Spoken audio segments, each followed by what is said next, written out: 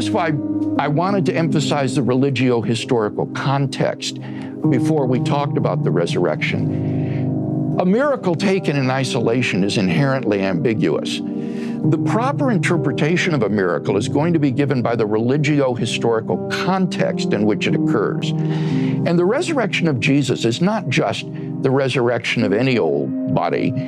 It's the resurrection of the man who claimed to be Messiah, Son of God, and Son of Man, and who was crucified for those allegedly blasphemous claims.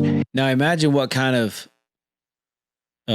collision of coincidence would have to happen for it to just so happen to be the same guy who was claimed to be the Messiah. See how crazy and rare that would, I mean, it would be impossible.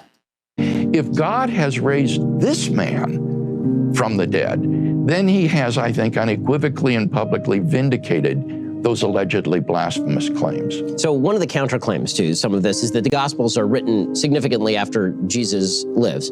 Even the earliest Gospel is written, what, 70 CE?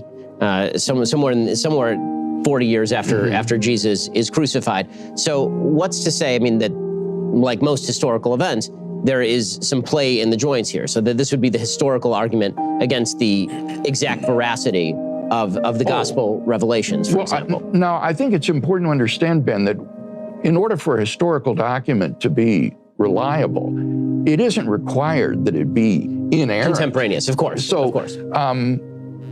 What I would argue is that underlying the inference to the resurrection of Jesus are three great independently established facts, which are supported by the historical evidence, and which surprisingly, I did my doctoral work on this in Germany, are recognized as such by the majority of New Testament scholars today who studied the historical Jesus.